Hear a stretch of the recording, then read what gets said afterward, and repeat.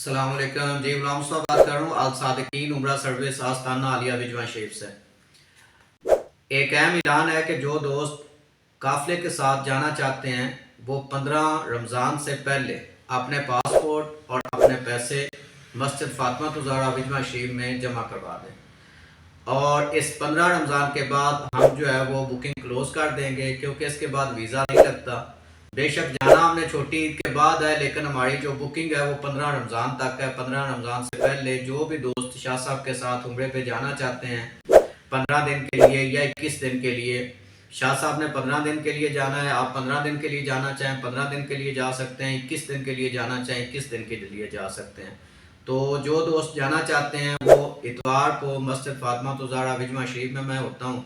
شاہ صاحب بھی ہوتے ہیں، تو آپ اپنے آ جائیں اور میرے ساتھ رابطہ کریں، یا میرا فون نمبر بھی سکرین پہ چل رہا ہے، آپ فون پہ بھی بات کر سکتے ہیں، ٹائم کر کے آئیں، اور جو لوگ انٹرسٹڈ ہیں وہ اپنا جو ہے نا پاسپورٹ اور نام نمبر لکھوا دیں۔ پچھلے سال بھی اس طرح ہوا تھا کہ لوگ بعد میں آتے ہیں، پھر ان کے ویزے نہیں لگتے، تو پھر پرابلم بنتی ہے، کیونکہ حج کی وجہ سے